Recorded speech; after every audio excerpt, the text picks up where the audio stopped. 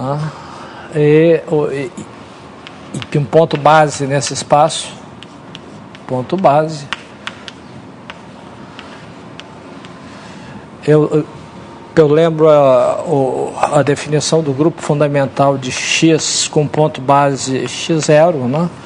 Isso é o conjunto das classes de equivalência, não? O conjunto das classes de equivalência que nós vamos chamar de gama, onde gama é um caminho fechado, contínua, com gama de 0 igual a gama de 1, né?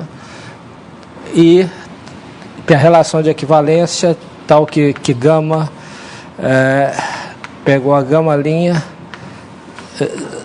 se somente se gama é homotópico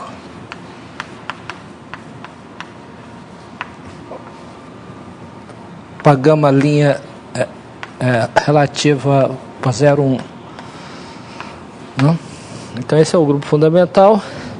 Isso aí tem uma estrutura de grupo, né, que é dado pela multiplicação, né, gama 1.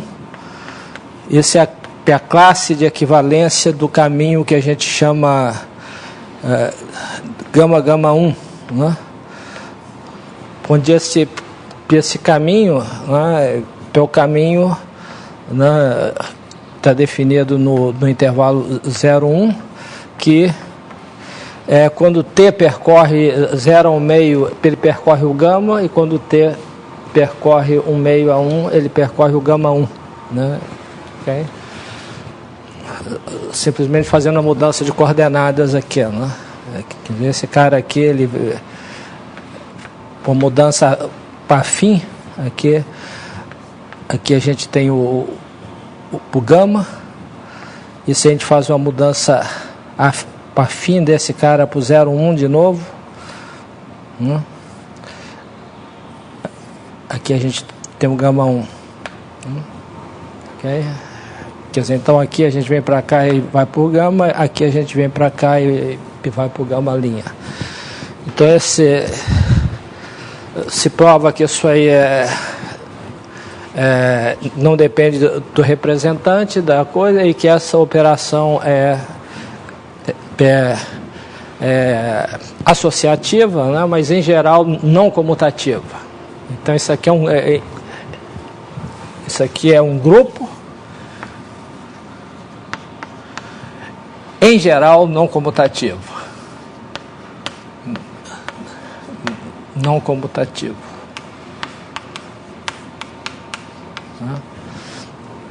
Bom, o que eu quero lembrar aqui ou talvez provar, ou dar uma ideia da prova, é um teorema importante, né, que permite, tipo Maia-Vetores, né, que permite para a gente calcular o grupo fundamental de um espaço quando a gente sabe escrever esse espaço como a união de dois abertos, né, o IV abertos conexos por arco,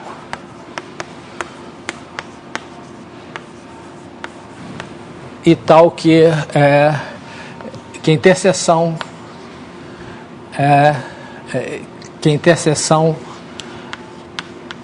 contém o ponto base, também conexo por arco.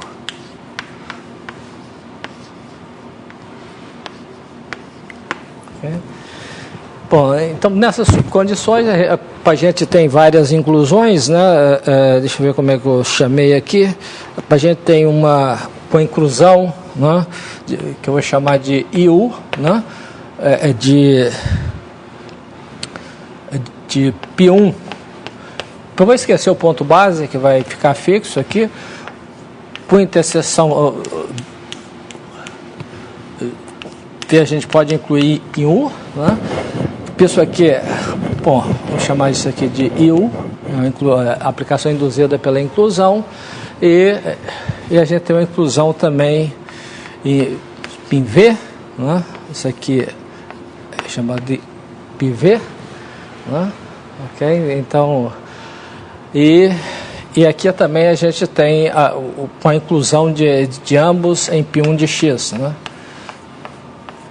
Isso aqui a gente pode chamar de JU, e essa aqui é a inclusão de JV. Então, aplicações induzidas por inclusões, a gente tem todas essas aplicações aí, e a gente quer relacionar o grupo fundamental de X com o grupo fundamental de U, de V e da interseção, né? Então, esse é o conteúdo do teorema de Mayer-Vietoris, né?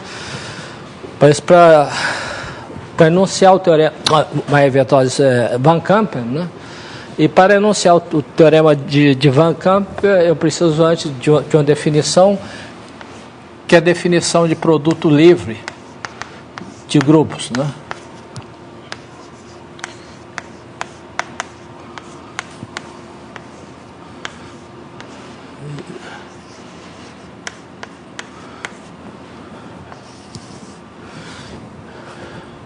Quer dizer, a gente dado dois grupos, né, G1 e G2, grupos, né?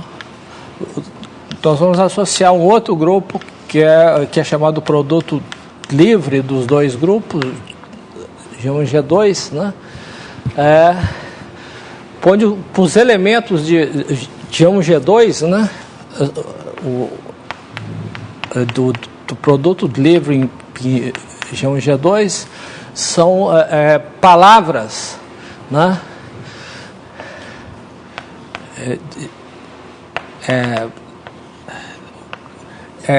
Cujas letras são elementos desses dois grupos, né? G1, etc., GM, palavras finitas, né? Isso aqui é simplesmente uma sequência de elementos, onde cada GJ pertence a GI, para algum dos grupos GI, né? E essas palavras são reduzidas no sentido que cada uma delas é diferente da identidade, né? Ok? E se o GJ pertence a um grupo GI, então GJ mais um não pertence a esse grupo GI. Quer dizer, pertence a outro grupo, né? Porque se a gente tivesse duas letras no mesmo grupo, a gente simplesmente multiplicava as duas e substituiria pelo produto. E se esse produto for identidade, a gente corta fora. Então, isso aí são chamadas palavras reduzidas, né? E esse grupo ele tem a multiplicação aí, né? Simplesmente você pega duas palavras, né? Aí pega uma outra palavra de linha 1, de linha P', né? O produto das duas é simplesmente você colocar as duas consecutivas, né? Concatenar as duas palavras e G', né? Eu considero essa palavra reduzida. A gente coloca uma palavra ao lado da outra e a gente reduz, quer dizer, se esses dois estiverem no mesmo grupo, a gente multiplica, substitui pela coisa e assim por diante. Então, pega a palavra reduzida correspondente a essa palavra. Então, essa é a definição do produto e a identidade pegou a palavra vazia, né?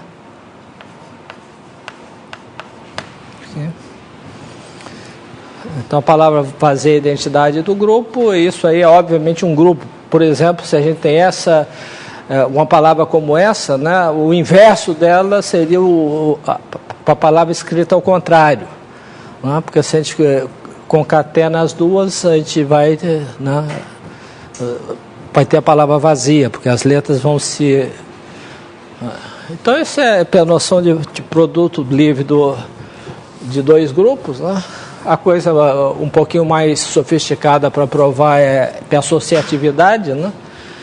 Mas eu não vou fazer, isso é simples, né? Uma álgebra muito simples. Então, o que eu vou considerar aqui é uma propriedade, né? Propriedade fundamental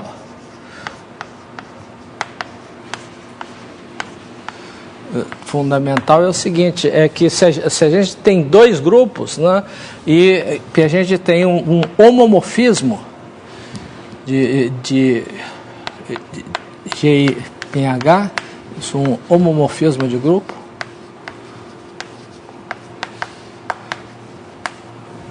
então esse homomorfismo induz, né, um único homomorfismo, né, do produto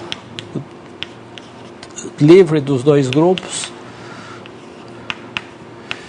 em H, né? que é simplesmente a gente pega φ de uma palavra, é a palavra que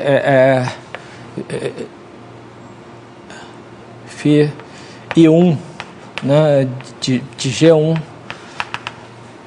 φ IM de GM, né? O ponto de J é 1 ou 2, né?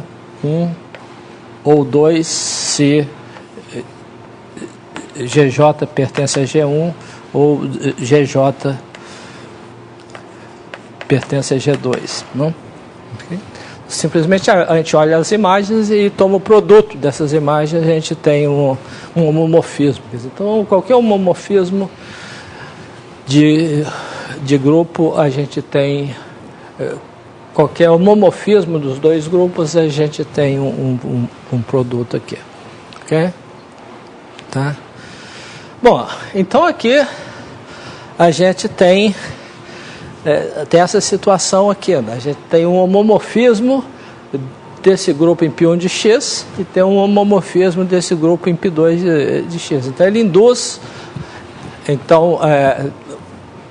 teorema de Van Kampen, né?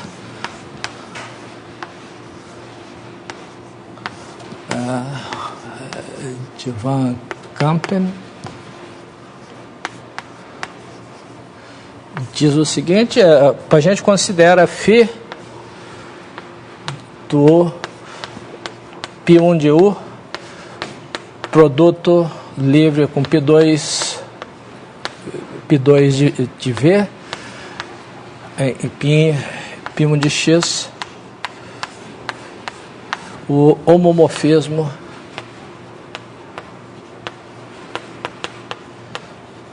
induzido pelas inclusões, né?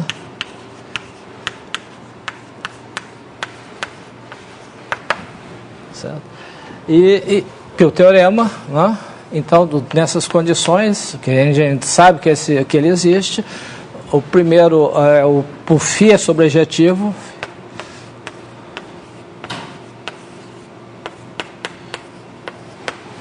e segundo, o núcleo de φ, quer dizer, o que interessa a gente quer calcular isso aqui. Então, primeiro é sobrejetivo, a gente tem que ver o núcleo, né? Então, o núcleo de φ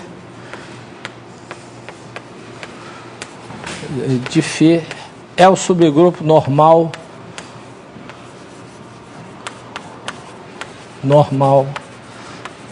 como todo núcleo, né? Gerado pelos elementos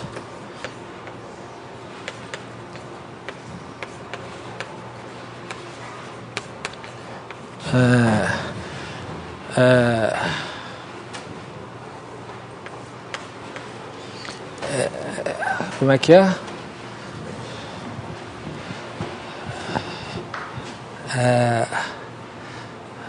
Qual é a notação aqui? πu, né? Pelos elementos IU menos 1 de ômega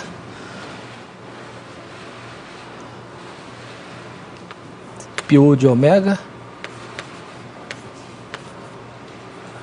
πv de ômega, né?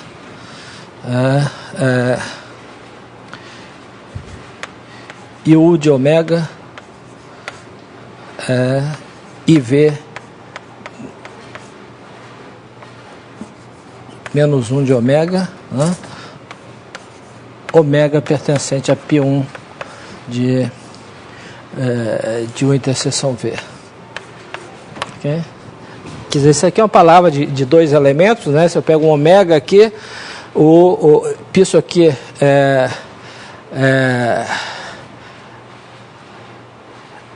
isso aqui está em π1 de U, né? E esse aqui está em como é que é?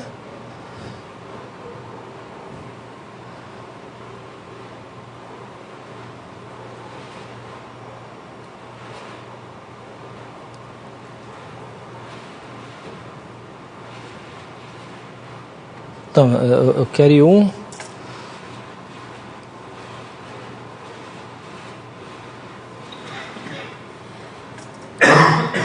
Então, como é que é? Π1 menos 1, isso aqui está em π1 de U interseção V. Não. C e V disso aqui.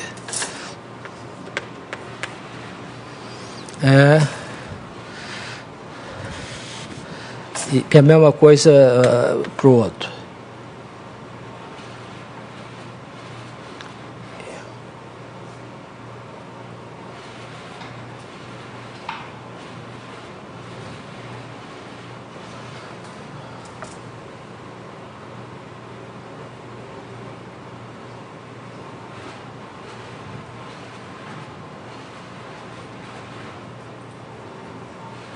E V, não, e πU, πV menos 1 de ômega. Em outras palavras, se a gente tem um laço, né, contido em coisa, a gente pode tanto considerá-lo como aqui ou como lá. Quer dizer, a gente pode trocar as palavras mudando o grupo, né, se ele estiver na interseção. Ok? Então, esse é o teorema de Van Kampen, né? E em várias aplicações que a gente vai fazer, nós vamos tomar, inclusive, esse aqui é igual a para zero, né? Quer dizer, a interseção simplesmente conexa. Se a interseção for simplesmente conexa, isso aqui é um isomorfismo. Okay?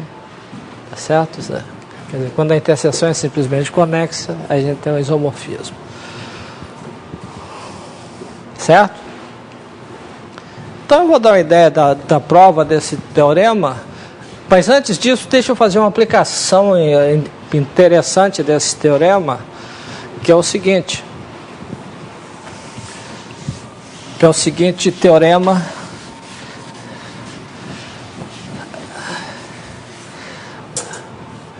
então teorema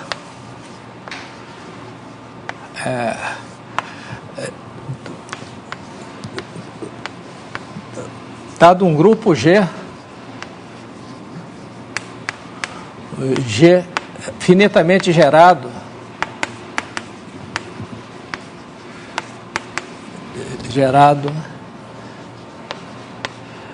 e com um número finito de relações,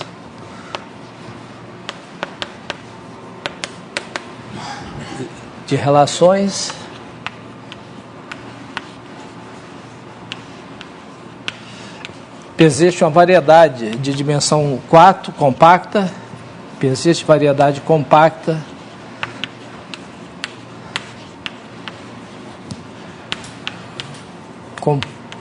M de dimensão 4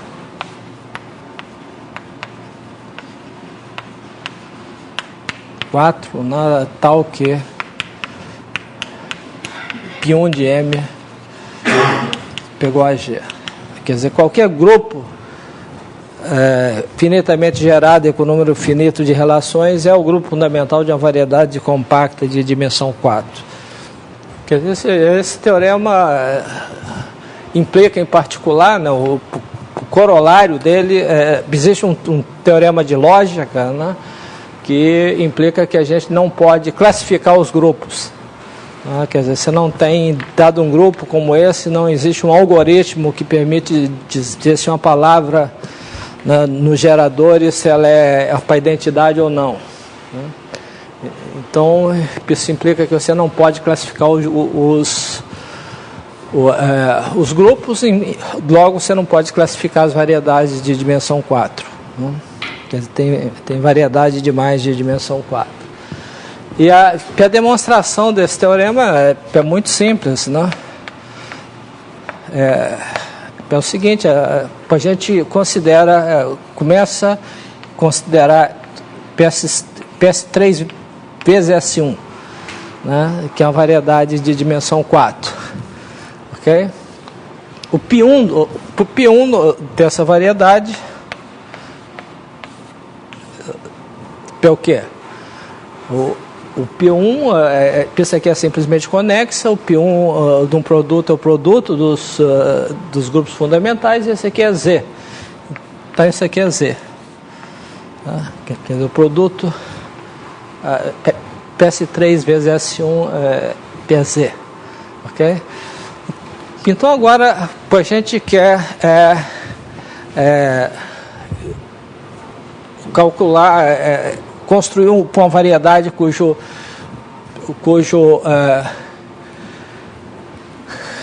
grupo fundamental é qualquer coisa, né? Então a primeira observação é o seguinte, que se a gente está em dimensão 4, né? Então esse é um caso, se a gente tem PM1 e M2, variedades de dimensão 4,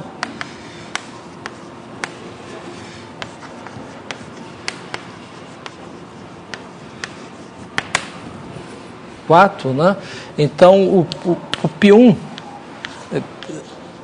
da soma conexa, né, de M1 com M2 é exatamente o produto livre de P1 de M2. Não? Okay? Quer dizer, uma soma conexa é quando você pega uma variedade, né?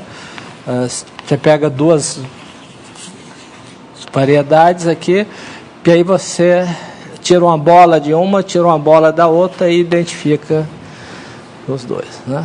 Quando você tem uma soma conexa, né, o bordo de uma bola é um S3, né?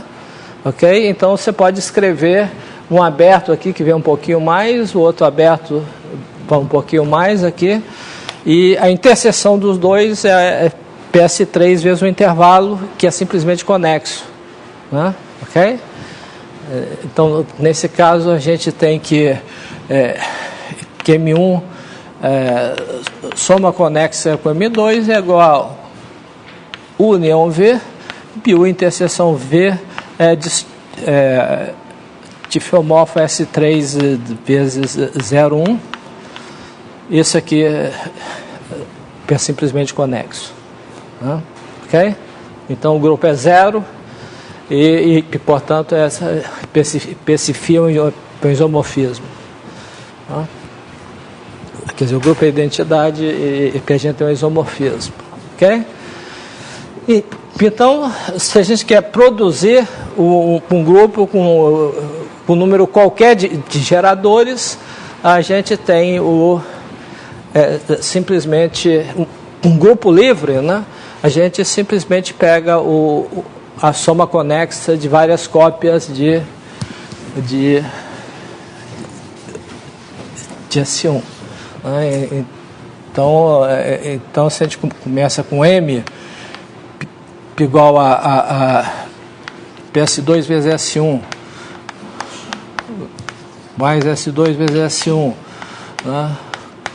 Soma conexa, etc., com N, com K fatores, né?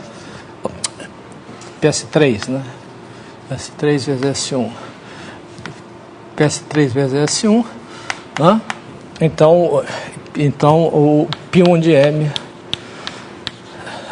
é o grupo livre, né?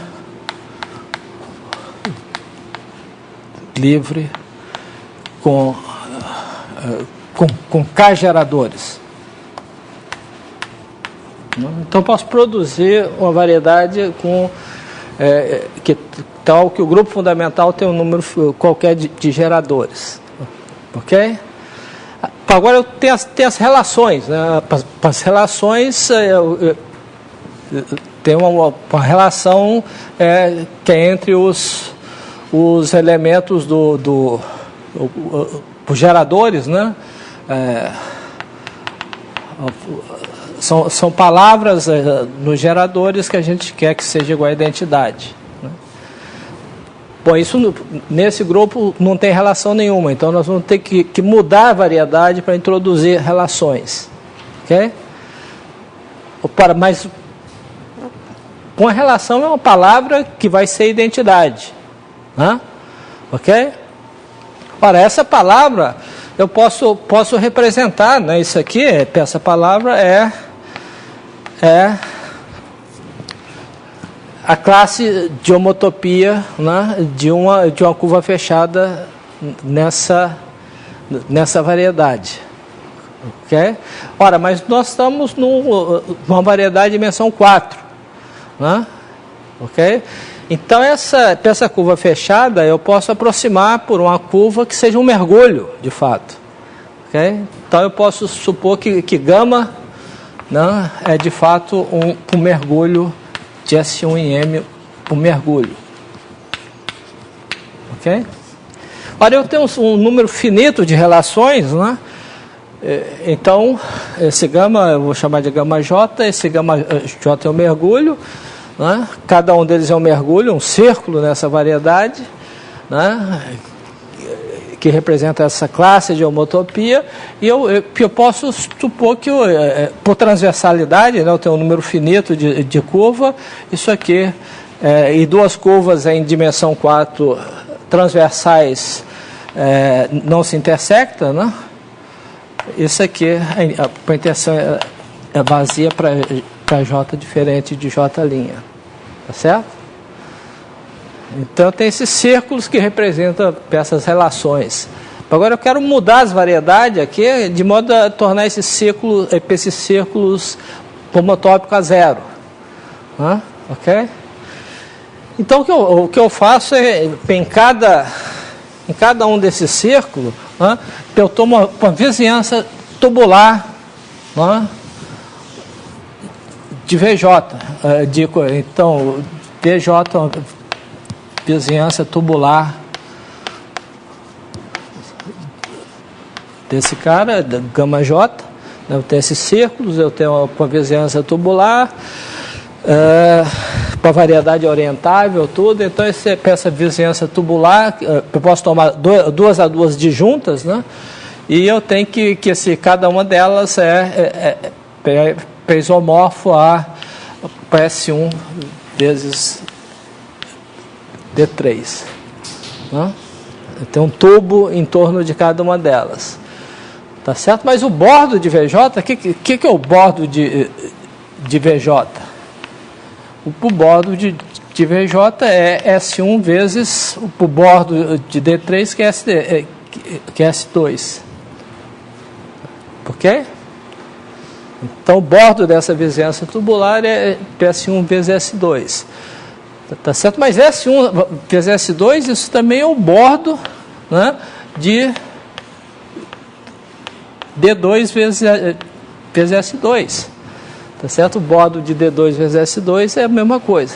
Tá certo? Então, eu posso tirar fora essa vizinhança e colar essa aqui pelo bordo, porque o bordo é a mesma coisa. Tá? Então, a nova variedade vai ser a antiga, onde eu tirei fora esse VJ e colei D2 vezes S2 nela. Ok? Então, essa curva agora tem D2 vezes S2, mas D2 vezes S2 é simplesmente conexo. Então, aí eu posso colapsar a curva para zero. Com isso, eu produzo as relações. Quer dizer, essa nova variedade, com essa mudança aqui, aquelas curvas ficam todas nulas. Tá certo? Então, com isso, eu obtenho o grupo fundamental agora esses caras agora são nulos. Okay? Tá? E assim por diante. E com isso eu produzo umas variedades. Então agora eu construo a variedade cujas que tem exatamente o G como grupo fundamental. Okay? Então isso aí é uma aplicação interessante do teorema de Van Kampen, né? Bom, como é que a gente prova o teorema de Van Kampen? Bom, a gente já tem esse homomorfismo, né? Okay? Já tem esse homomorfismo, né? Por álgebra, né? Por razões algébricas, existe um homomorfismo. Então a gente tem que primeiro mostrar que ele é sobrejetivo, né? E depois mostrar que ele é olhar o núcleo dele, tá? Ok?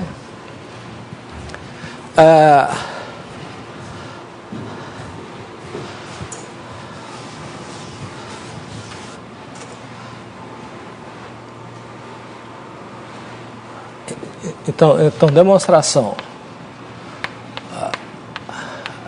A primeira coisa é que, como é que eu defini? Φ é sobrejetivo.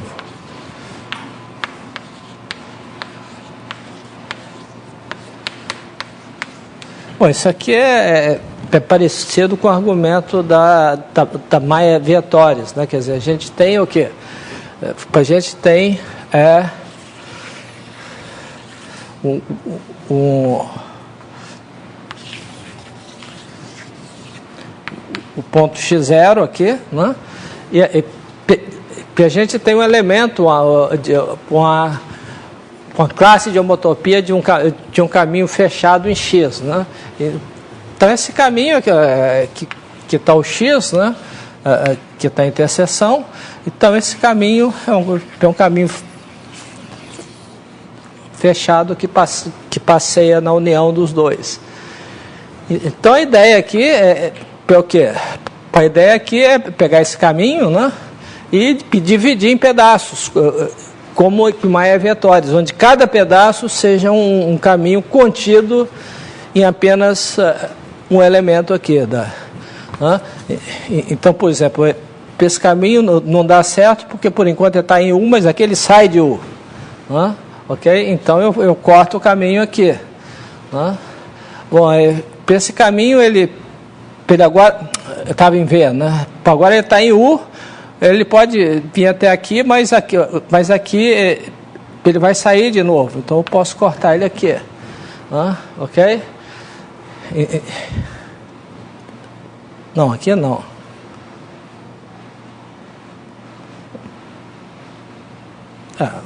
Sei lá, esse caminho vai coisa, eu vou ter que cortar aqui e assim por diante. Então eu corto o caminho no número finito de caminhos e agora eu uso o fato que a interseção é simplesmente conexa para eu uno cada corte com x0 e divido esse caminho fechado num produto de caminhos fechados, cada um deles ou botar em U ou botar em V, porque a interseção, e aqui na interseção os caminhos que eu estou acrescentando para ir e voltar para o ponto x0 estão na interseção. Ok? Então, com isso, eu tenho que posso escrever esse caminho gama como um produto de caminhos que estão ou em U ou estão em V. Portanto, isso vai me dar uma palavra aqui, cuja imagem vai dar lá. Ok? Então esse φ é sobrejetivo. Ok? A outra parte é um pouquinho mais complicada, né, de mostrar. Quer dizer, a gente tem que identificar o núcleo desse cara aqui. Né? Ok?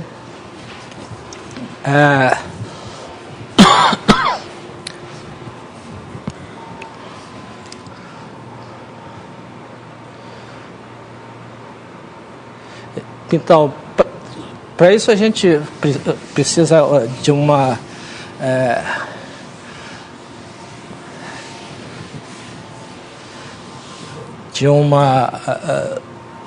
definição, né? Quer dizer, a gente pega uma classe gama, então isso aqui é uma definição, né? Eu pego gama, uma classe de homotopia em X, né? Ok? Tá certo?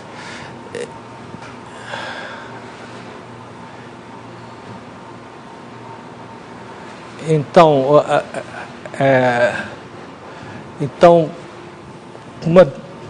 uma fatoração de gama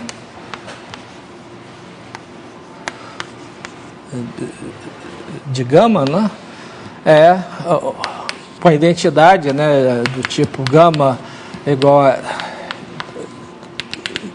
gama 1, etc., gama K, tá? Onde o gama I, né, onde o gama J pertence a P1 de U ou pertence a P1 de V. Okay? Tá? Então, se a gente tem uma coisa como essa, a gente diz que isso aí é uma fatoração de gama. O que a gente fez aqui na existência é mostrar que de fato todo gama tem uma fatoração. Tá? Agora a gente quer ver quando é que duas fatorações vão dar o mesmo elemento aqui. Tá? Que a gente quer olhar o núcleo. Né? Ok?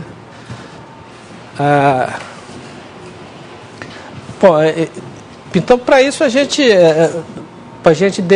define uma relação, né?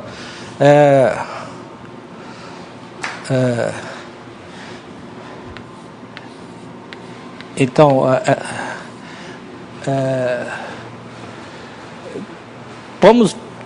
vamos ver como é que a gente...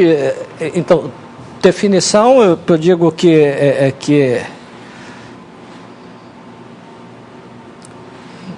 não sei como dizer isso. Eu vou pegar duas relações, gama K,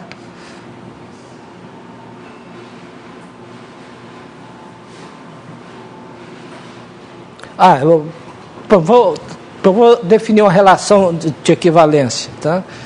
Então eu digo, primeiro eu digo que isso aqui vai ser equivalente a gama linha 1, etc., gama linha L, né? Ok? Se uma pode ser obtida da outra pelas seguintes operações, quer dizer,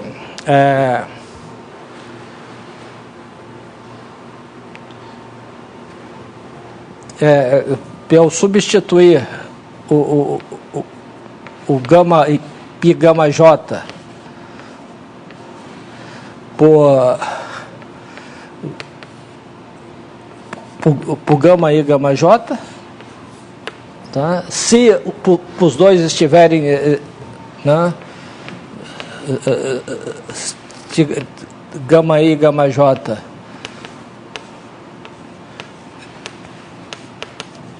estão no mesmo grupo, né? Ao invés de pegar isso, bom, isso aí não altera. Quando eu faço essa operação, eu obtenho o mesmo elemento aqui, né? Ok? E a segunda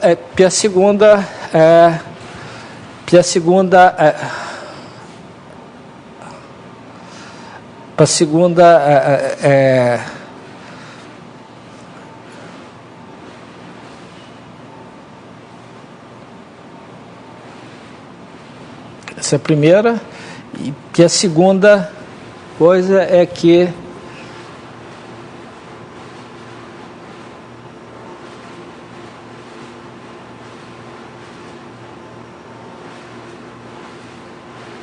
E a segunda coisa é o quê?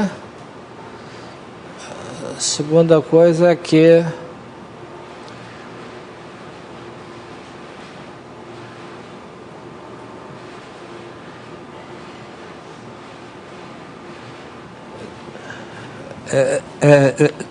substituir, né,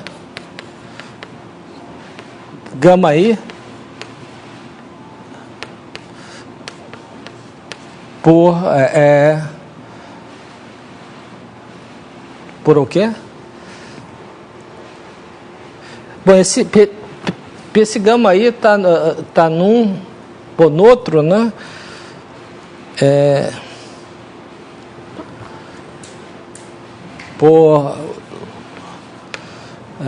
Como é que eu digo isso? Quer dizer, esse cara pode estar num grupo, digamos, P1 de U, né? Mas ele pode ser a imagem de um cara da interseção, né? Ok? Então,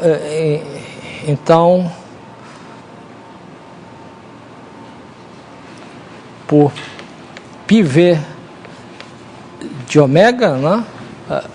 IV, né? Eu apaguei os troços aí. Como é que eu tinha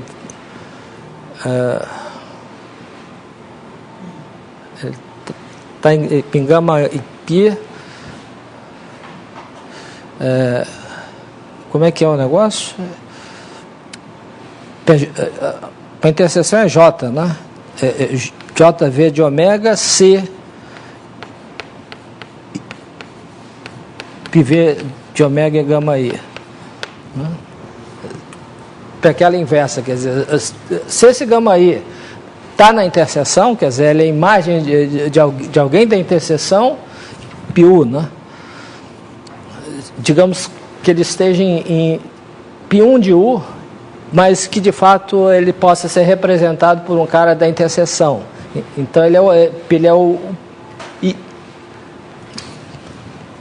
J, né? Ele é o JU de ômega da interseção. Então eu vou substituir esse cara pelo elemento de P1 de V, que é a imagem do próprio ômega. Ok? E vice-versa, né? Vice-versa. O JV é do P1 de V para o P1 de X? Não, por JV pelo P1 de U interseção V em P1 de V. Você tinha chamado isso de I. Hã? Antes você tinha chamado isso de IV. Eu tinha chamado de IV? Ah, não, o que eu quero, de fato, não é isso. Isso aqui qual que é essa que eu tinha chamado? IV ou JV? IV. PV, e tem um JV aqui em X, né? P1 de X. Né? Ok? Mas essa decomposição aqui está aqui, né? Ok?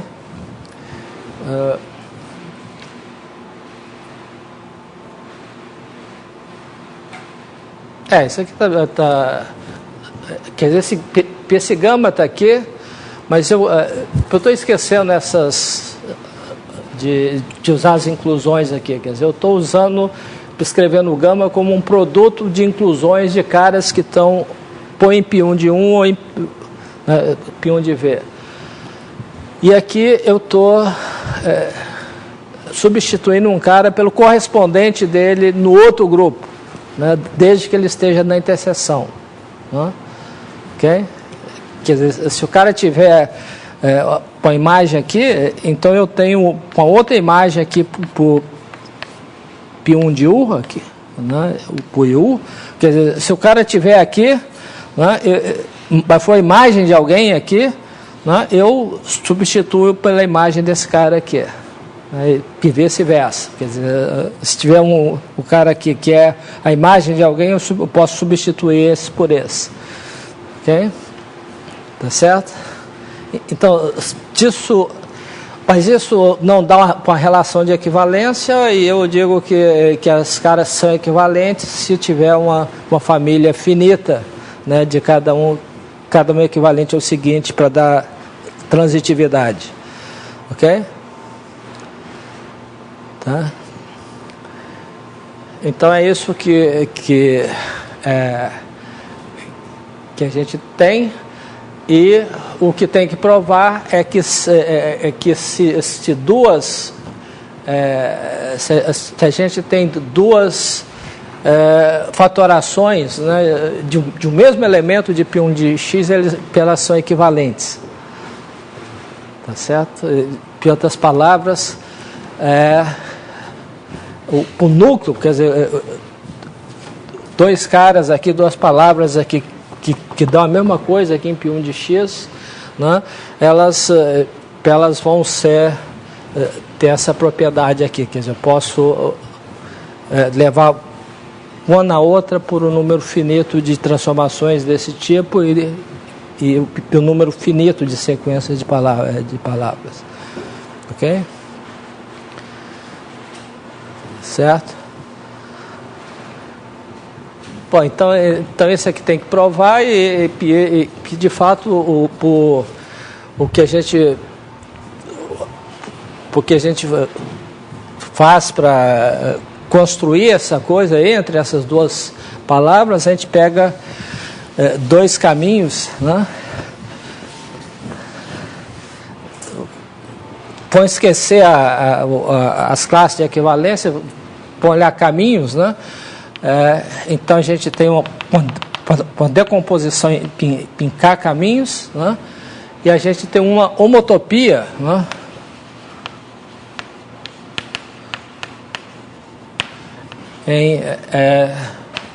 Com gama linha 1 e gama linha L. Okay? Tá? Quer dizer, então a gente tem uma homotopia, né? Esse caminho vamos chamar de gama, esse aqui são gama linha. Então as classes representam o mesmo elemento aqui. Né? E essa decomposição como laços, né, caminhas fechadas, dá uma decomposição desse, uma decomposição da outra, e a gente quer mostrar que elas são equivalentes. Tá, ok? Então a gente usa essa homotopia. Né? Então a gente tem a homotopia, né? Aqui a gente tem o gama, aqui tem o gama linha. Né? E aí a homotopia aqui, para essa aplicação, leva isso aqui no ponto x0, isso aqui também, esse lado também vai no ponto x0, e quando eu percorro para esse lado eu vou no gama, aqui o gama linha. Ok?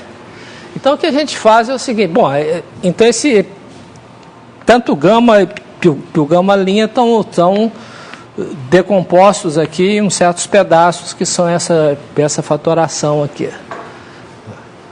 Tá ok? Né? E cada um desses laços aqui está ou está em U ou está em V. Tá? Então o que a gente faz aqui é dividir, né,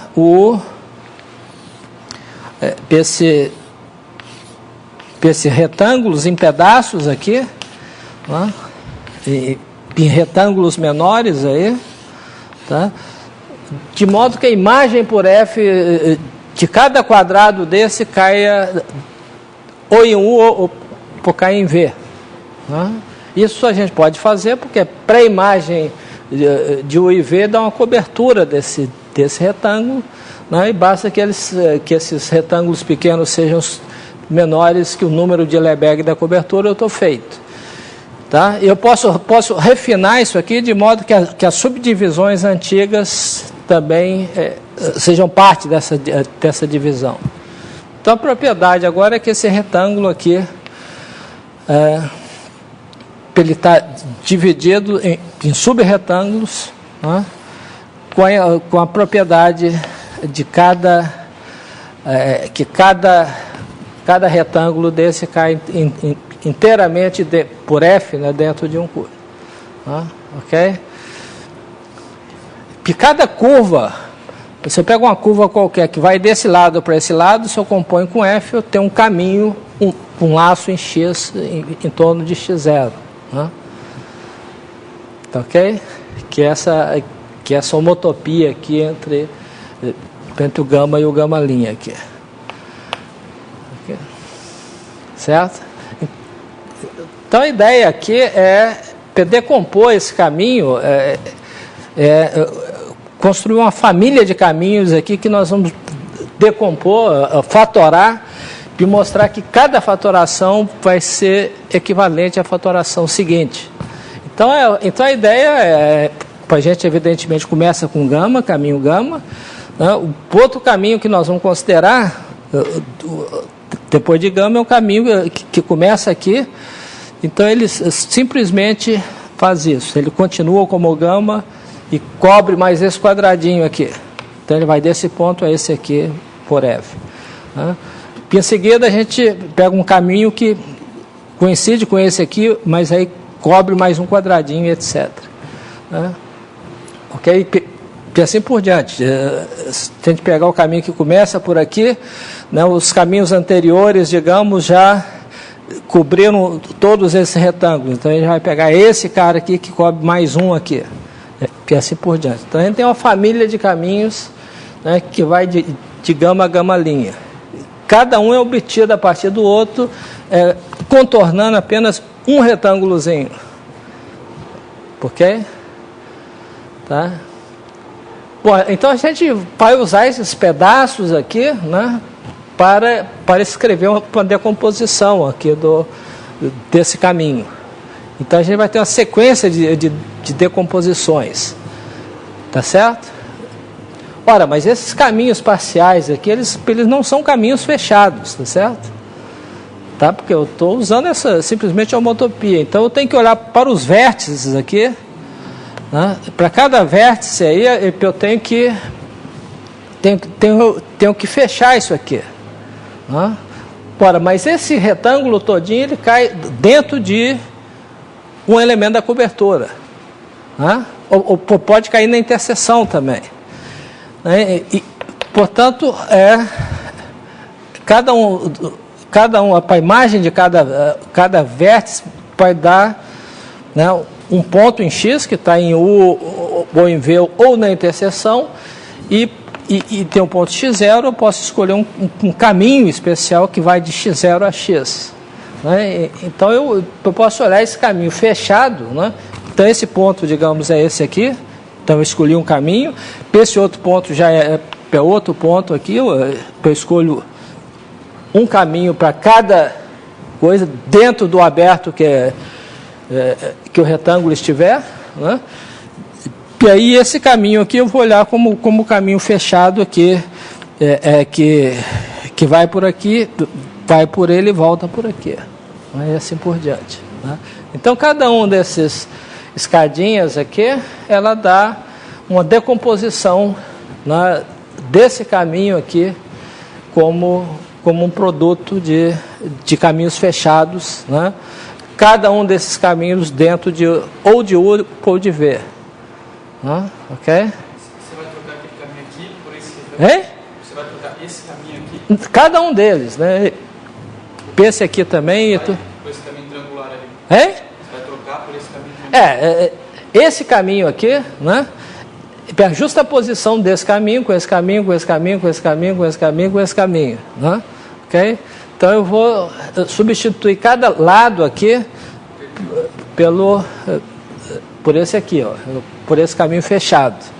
Então tem uma família de caminhos fechados e cada um deles contido dentro de um dos abertos, então eu tenho uma fatoração.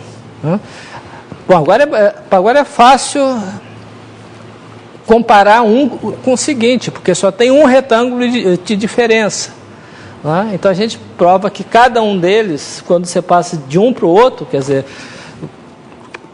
por exemplo, o caminho anterior aqui era simplesmente esse aqui, né? Sei lá, que vinha para cá, e você vai mudar por esse outro que ao invés de vir direto, ele dá essa voltinha em torno desse retângulo. Né? Então com isso a gente prova que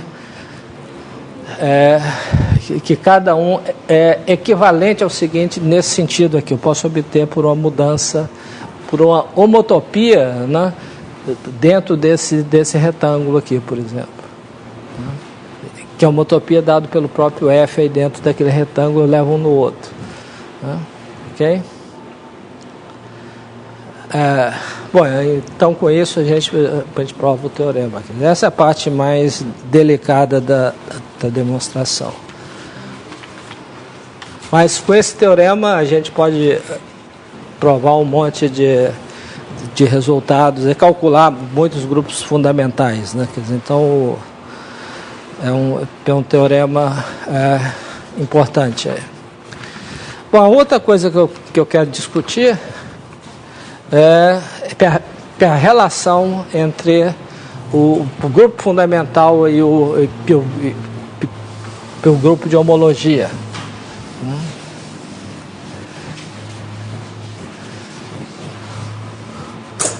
Então, o segundo tópico de hoje vai ser a relação entre P1 de X, né, PH1 de X, que é a homologia singular de X. Né? Okay?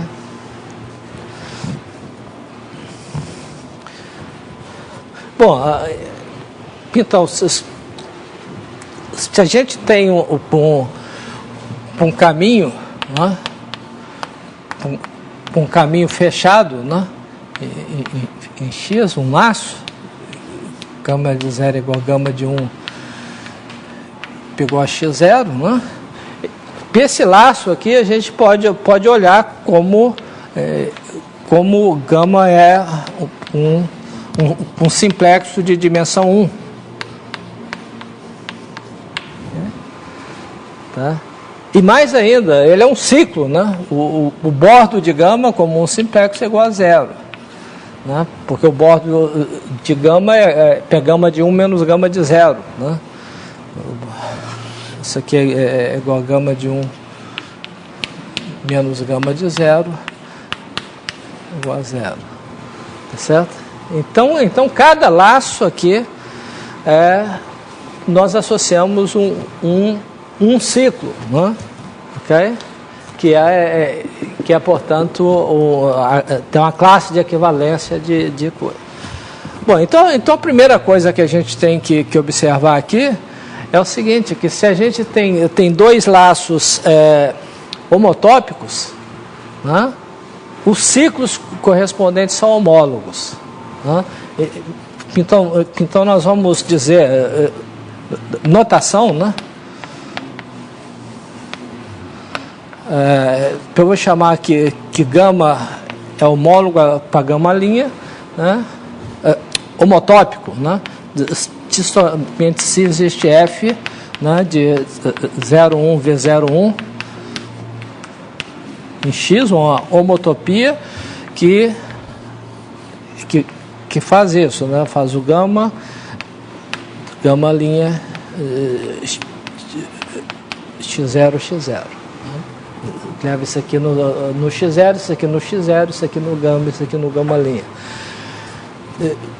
Eu vou dizer que gama, pois é um ciclo, né? Ele é homólogo para gama linha, se somente se gama menos gama linha pegou o bordo de um simplexo sigma. Ok? Quer dizer, se a diferença é um bordo. Né? Então, a primeira observação para definir um homomorfismo aí entre os dois grupos é que a gente pode passar a classe de equivalência. Né? Então, a primeira observação é que se dois ciclos são homotópicos, né? Isso implica que, como dois caminhos fechados, né? Dois são homotópicos, se somente se eles são homólogos. Se somente se não. Homotopia implica que são homólogos. Né?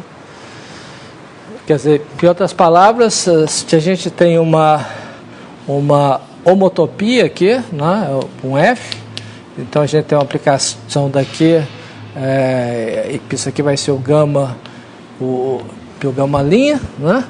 Eu vou fazer uma aplicação do sigma, né, de um simplexo em X, né, um simplexo singular, onde isso aqui é o vértice, digamos, é 0, é 1, é 2, né, onde aqui a gente tem o gama, né, aqui, deixa eu ver como é que eu vou fazer isso, gama,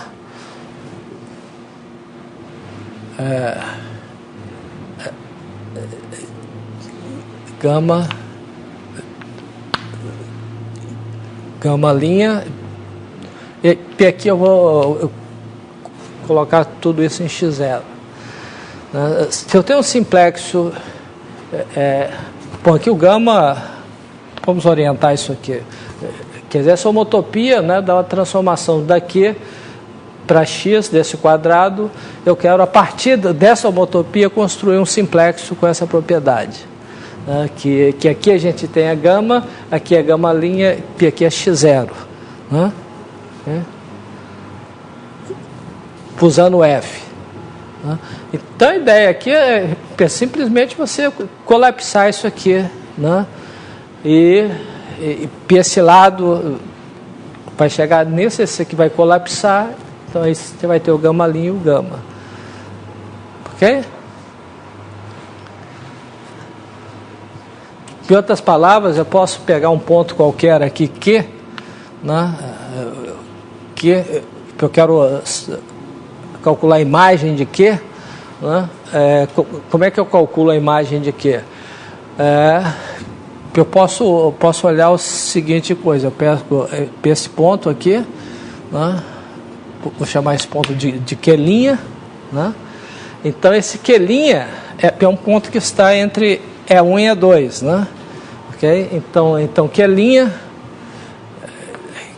Q' eu posso escrever como sendo, deixa eu ver qual é a ordem certa aqui, Q' é igual a T2 mais 1 menos T1, né? Porque está nesse lado aqui, uma combinação convexa de E1 e E2, eu posso escrever dessa maneira para algum T, né?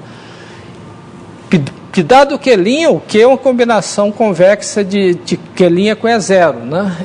Então o Q, né, é igual a S Q', né, mais 1 menos S E0. Né? Porque para S igual a 0 eu tenho E0, para S igual a coisa eu tenho Q'. Tá? Aí eu defino sigma de Q é igual, por definição, F de ST, né? PF de ST. Então, sigma é contínuo e tem exatamente essa propriedade aqui, né? Ok? Quando S igual a 0, né, isso, PS igual a 0, por Q igual a... Não, PS igual a 1, aqui, né, então S igual a 1, né, para S igual a 1 eu tenho que o Q igual a Q', né, então eu estou desse lado aqui, e esse lado corresponde a esse lado aqui, que é o x0, né? Então, todo esse lado aqui, ele vai no x0. Né? E quando eu faço o Q', né, igual a E1, isso corresponde a T igual a 0. Né? T igual a 0, aqui eu estou tomando T e S. T igual a 0, eu tenho gama. Tá? Quando eu faço o T igual a 1, eu estou no E2, né? T igual a 1 corresponde ao gama linha, né? O gama linha, né? Então isso aqui implica que o gama é homólogo à gama linha. Tá? Ok? Tá certo? Porque gama mais o caminho constante menos gama linha é homólogo a zero. Ok, então com essas duas propriedades, né, quer dizer, com implica que existe um homomorfismo, que existe uma aplicação φ de π1 de x em H1 de x, para H1 de x, né?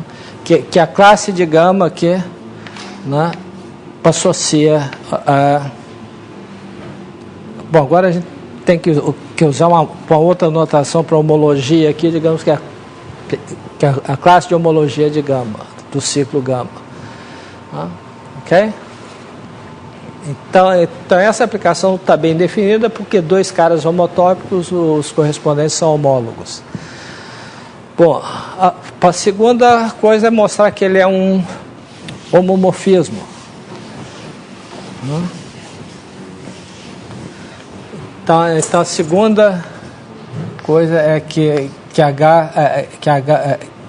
φ é homomorfismo.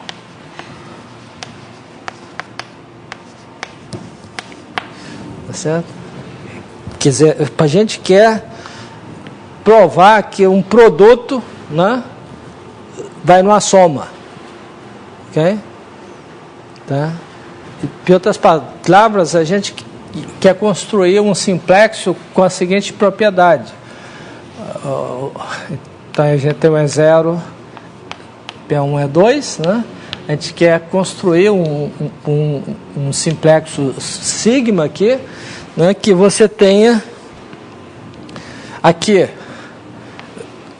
desse lado vai em gama, esse lado aqui, digamos, em gama linha, né, e aqui, né, que vai com sinal menos, né, a gente quer que vai no produto aqui, gama linha. Ok? Quer dizer, esse lado aqui, a gente quer que até um meio isso aqui percorra o gama, depois o gama linha, de modo que esse lado vai representar o produto, né? E aqui a gente tem gama e gama linha. Né? Então, se a gente conseguir um simplexo com essa propriedade, encher essa aplicação que está definida aqui no bordo para dentro, para a gente está feito. Tá ok? Mas como é que a gente define o sigma? Bom, no bordo a gente define dessa maneira, né? A gente só tem que estender para dentro.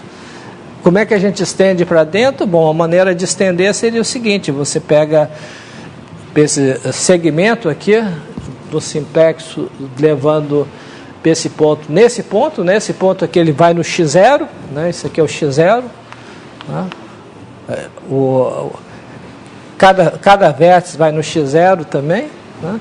Então a gente quer estender para o cara aqui para dentro, né? Okay?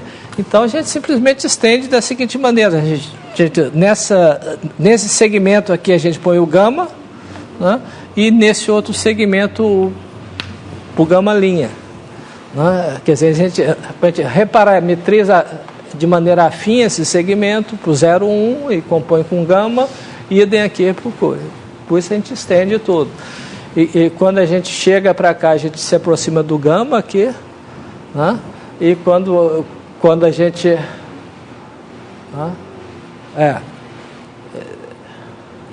E assim por diante. Quando chega para cá, isso aqui vai tender para o gama linha, isso aqui vai tender para o gama aqui. Então essa aplicação é contínua, né? E no bordo ela faz o que a gente quer, né? Então isso mostra que o produto gama linha vai ser levado na soma de gama com gama linha. Tá certo? Quer dizer, a imagem de gama, como é que é o negócio aqui? para a imagem de gama mais a imagem de gama linha é igual a menos o produto, para a imagem do produto. Né? Okay? São homólogos, né? Essa diferença é igual a zero, logo a imagem do produto é igual a zero. Então isso prova que é um homomorfismo. Bom,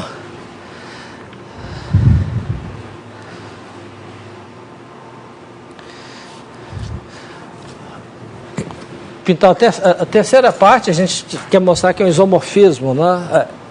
Que é isomorfismo não, que tem um núcleo, né? Não pode ser isomorfismo porque o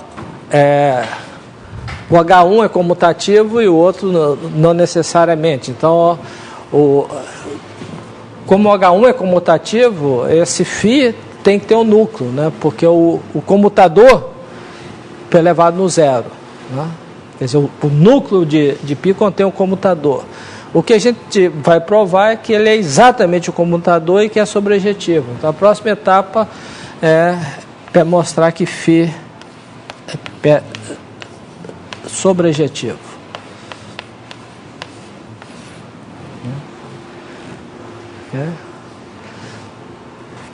Quer dizer, a gente tem que dar um ciclo qualquer, né? Então, o que é um ciclo? Um ciclo C é uma soma de NI alfa I, né? Uma soma finita, onde esses alfa I são caminhos. Né?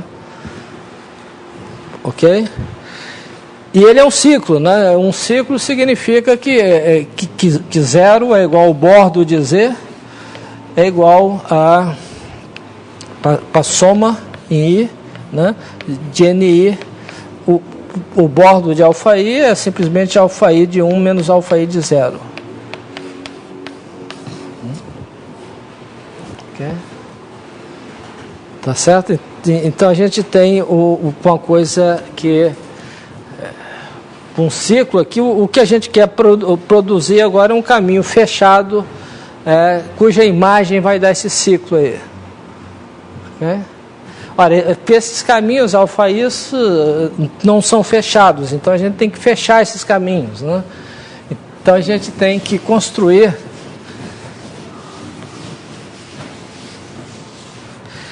eu vou construir caminhos para fechar isso aqui. Né? Então eu vou tomar caminhos eta I 0, né? De 0, 1 em x, né? Eta I1, são dois índices aqui, né? De 0, 1 em x, de tal forma que eles no zero eles são iguais a x0, né? Ok? E o eta I0 de 1 igual a alfa I de 0 e o eta I0 I1 de 1 igual a alfa I de 1. Quer dizer, esse alfa I, então ele vai aqui de... Você tem um alfa I, né? O 0 vai aqui, o 1 vai aqui, eu tenho um ponto x0, eu vou fechar o caminho de maneira óbvia. Eu vou construir um eta I0 aqui e um eta I1 aqui. Ok?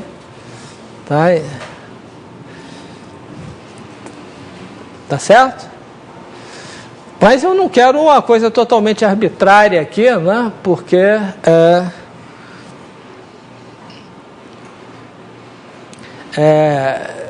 eu vou construir esses alfa I's aqui, né?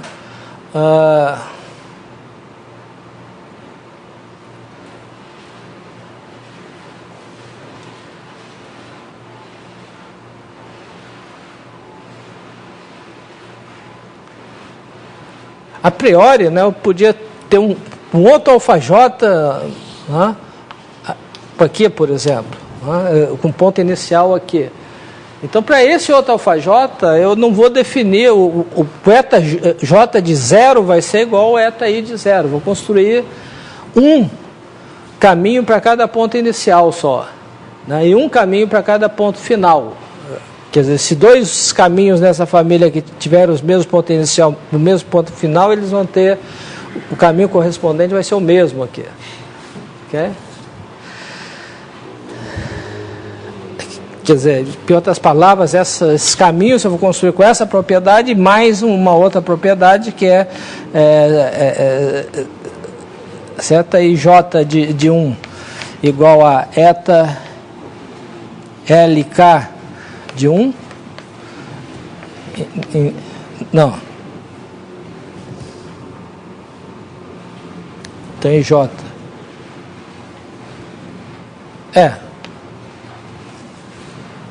Os caminhos são ligando o ponto x0 a cada um desses caminhos. Aqui eu coloco eta ik igual a eta ij igual a eta lk. Tá certo? Quer dizer, para cada ponto vai ter um caminho só. Se o ponto for ponto final de caminhos diferentes, eu vou... Tá? Se eles tiverem o mesmo ponto final, eles são iguais, né? Ok? Quer dizer, eu não vou construir outro caminho aqui dessa maneira se tiver um outro cara saindo daqui. Eu uso o mesmo caminho. Tá? Essa é a ideia da construção. E agora, com isso, né, eu tenho que esse Z, né,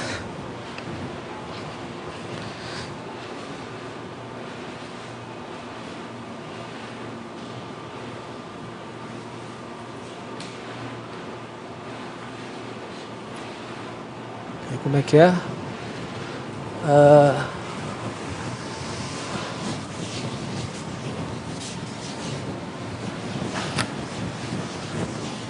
Peraí, deixa eu ver o que eu vou fazer aqui. Tá. Então eu vou definir o beta i como sendo eta i0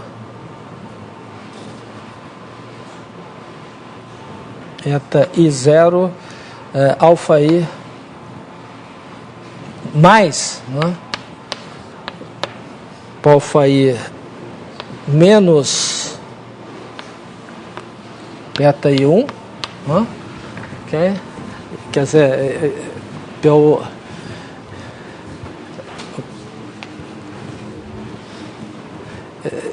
esse caminho aqui, né, mais esse, menos esse, né? Esse é o beta i, e eu vou definir o gama i análogo ao beta i, só que vai ser bom, isso aqui é uma cadeia, né, e esse aqui vai ser um caminho fechado, né?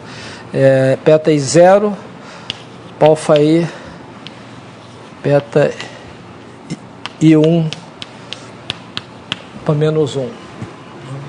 Quer dizer, essa cadeia aqui eu vou chamar de beta i, né, e esse cara aqui vai ser um caminho fechado, né, que agora é um caminho fechado, né? Então, a observação aí, né, que o Z, né, esses caminhos vão se cancelar, então eu vou ter que o Z eu posso escrever também como soma, né, de NI beta I, né? Okay? Porque se eu multiplico isso, eu vou ter esses NIs, esses PNIs multiplicando por zeta is aqui todos, e como eu construí um caminho único aí, eles vão se cancelar e vai sobrar apenas o NI alfa I, né? E por outro lado, o que a gente tem é que o φ do produto, né, agora eu posso pegar o produto dos gama i's elevado a NI, né? E o φ desse é exatamente a soma dos beta-i's, que é igual a z. Você pega o produto desses caminhos fechados aí, né, da classe de homotopia deles, esse produto dá exatamente a soma dos beta-i's, que é exatamente o z. Ok? Então, com isso, a gente tem que ele é sobrejetivo. Bom, a parte mais delicada da prova é, de fato,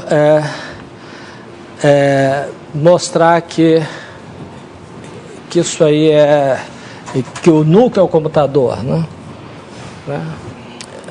Então a ideia agora é o seguinte: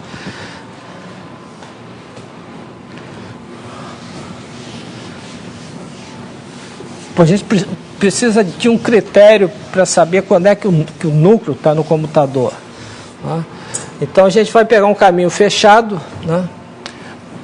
Agora, ao invés de escrever um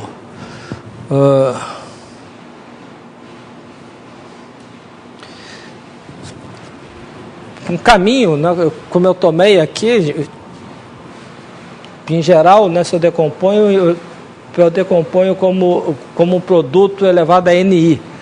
Tá? Pois eu vou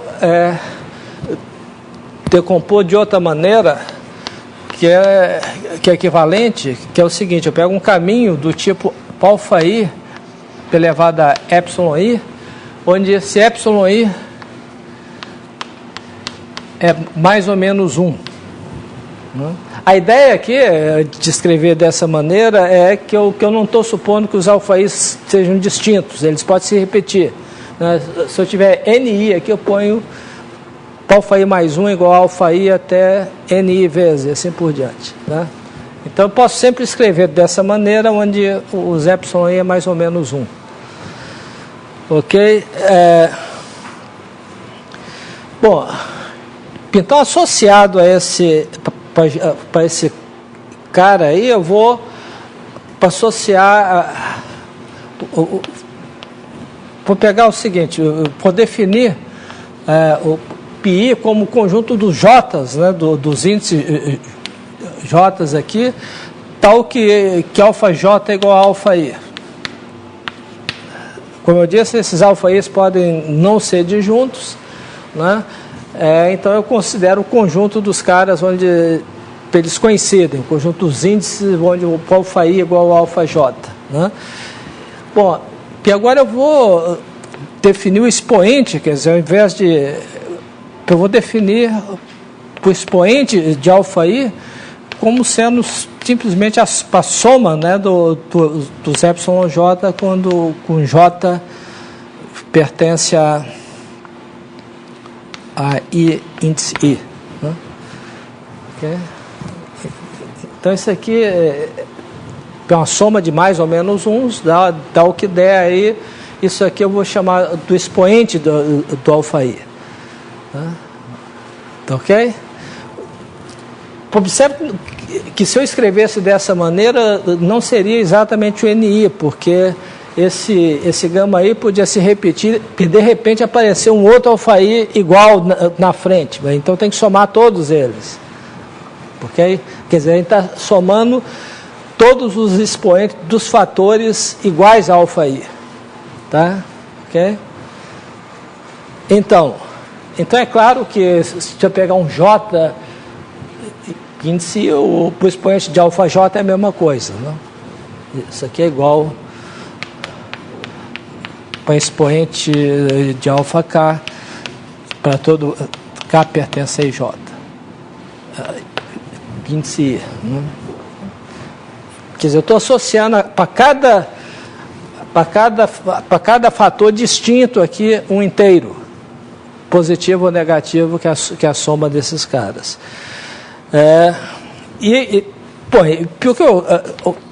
O que a gente quer considerar agora é o seguinte: vamos pegar o espaço quociente, né, do π1 de x por π1 de x pelo comutador. Né?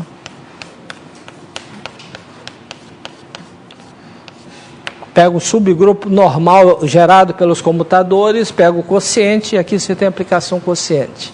Né? O que a gente quer mostrar é que esse cara de fato é isomorfo ao H1. Né? Ok? Então, a primeira coisa é um lemazinho aqui que diz o seguinte, que se... Então o lema diz o seguinte, é que se o expoente de alfa i igual a zero para todo i, né, isso implica que o Q de gama é o produto aqui, né? P seu gama, Q de gama é igual a zero. Okay. Quer dizer, se esses expoentes aí forem zero, aí a imagem da classe de gama aqui vai no zero. Ok? Isso aí é bem intuitivo, tá certo? É óbvio, num certo sentido. Por quê?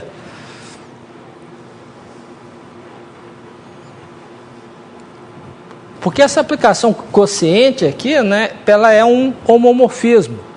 Né? Se ela é um homomorfismo, produto vai em soma aqui. Tá? Ok? Tá certo? Então, o expoente aqui, então esse produto aqui, né, a imagem dele vai ser uma soma de epsilon vezes a imagem de alfa i. Tá certo? Ora, mas para aqui embaixo está tudo comutando. Né? Tá certo? Então, se os índices, se a soma dos índices são todos zero, vai dar zero. Né? Para aqui em cima não dá zero porque não comuta, tá certo? Você podia ter um alfa 1, né? o alfa 1, depois um alfa 2, depois alfa 1 menos 1, né? Isso aqui não comuta, então isso aqui não dá zero. Mas quando a gente passa para o quociente, isso vai dar zero porque comuta, então aqui soma e dá zero. Né? Então o critério para que o cara esteja no comutador é simplesmente essa soma aqui. Né? Ok? Bom, então agora é o que a gente quer mostrar agora, o que é? A gente quer analisar um gama homólogo a zero. Né? Então, finalmente, a terceira parte, a última parte, né, então, a última parte.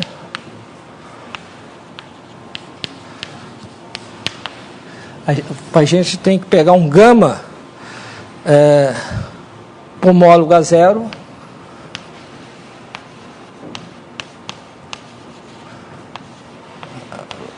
A zero. Isso aí significa que gama, né, é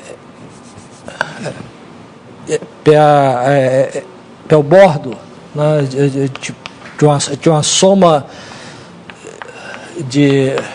é o bordo de uma cadeia, né, ok? De uma soma em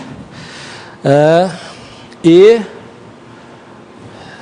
bom, o bordo é linear e o bordo de sigma i, né? Isso aqui a gente escreve, né? Tem a soma de três caminhos, alfa i1 mais alfa i2. Em outras palavras, a gente tem um simplexo aqui, o simplexo sigma i, né? Então a gente tem um simplexo sigma i, então a gente tem o índice é zero aqui, então a gente tem o alfa i zero, está aqui, o alfa i zero, depois alfa i1, e P aqui o alfa I2, esse é o segundo vértice, né? E isso aqui é a imagem para o sigma, né? Para a imagem sigma. Aí a gente pega o ponto x0 aqui, e aí a gente une esses pontos a esses caras aqui, por um caminho, né? Então esse caminho aqui, a gente vai chamar isso aqui pelo vértice 1, né? Então esse aqui vai ser o caminho beta I1, esse caminho o eta I0, que leva o x0 até aqui, e esse aqui é o eta I2, né? Ok, então agora então agora a gente considera os caminhos fechados, né? O beta I0 é igual a eta I1 alfa I0. Você pega alfa I0, eta I1 alfa I0, beta I2 é menos 1, né? Beta I2 é menos 1, são caminhos fechados. Aqui beta I1 para a mesma coisa, o eta I0, alfa I1 e eta I2 é menos 1, e finalmente o beta I2 é igual a eta I0. A gente pega os caminhos fechados por cada um dos alfas aí, né? Alfa I2, eta I1 a menos 1, né? E finalmente a gente observa que se a gente toma o beta I igual a beta I0, beta I1 para menos 1, beta I2, né? Isso aqui, né? Se a gente escreve isso aí, a gente vai ver que isso aí tem vários cancelamentos aí, né, como caminhos, eta I1, alfa I0, alfa I1 a menos 1, alfa I2,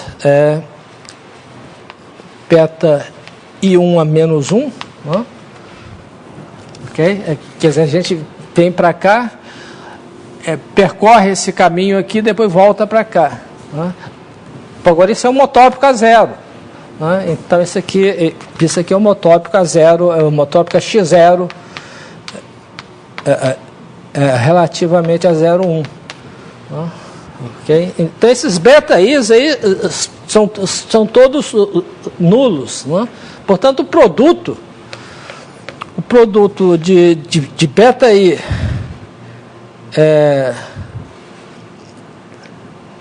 da classe de beta I elevado a NI, né? Isso é igual a 1, né? Tá certo? Porque cada um pegou a 1, logo o produto é igual a 1. Ok? Então, esse produto é igual a 1, portanto a gente tem que o gama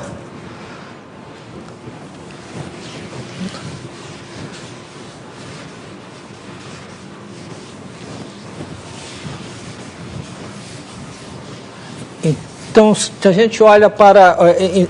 Então, a gente tem que o Q de gama vezes o produto desses caras, que é 1, né?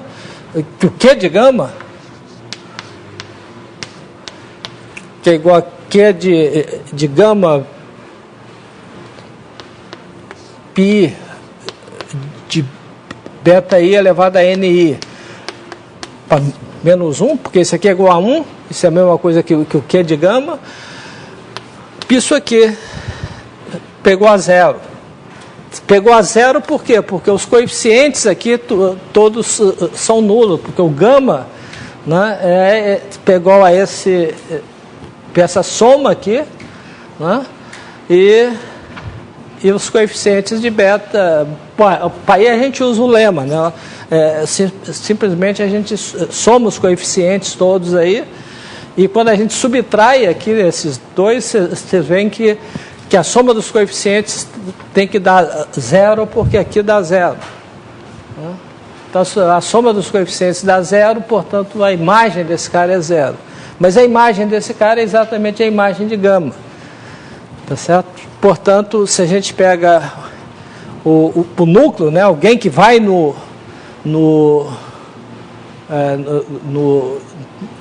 no zero, esse cara ele se projeta no zero aqui no espaço quociente.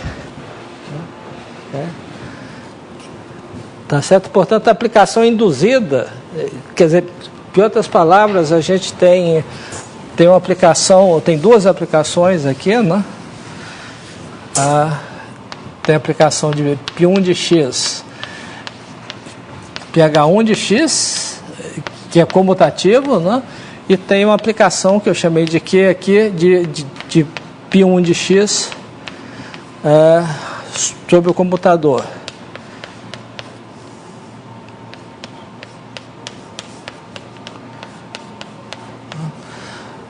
Bom, essa aplicação aqui é um homomorfismo, né? Como esse cara aqui é comutativo, né? O núcleo o comutador tem que ir no zero, né? Isso significa, né,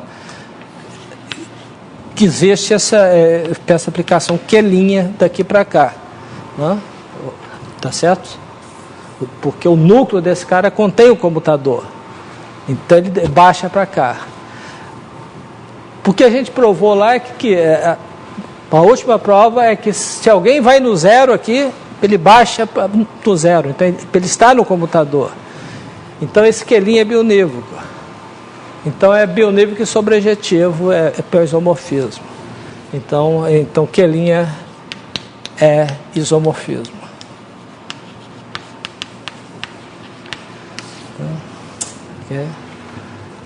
Então o grupo,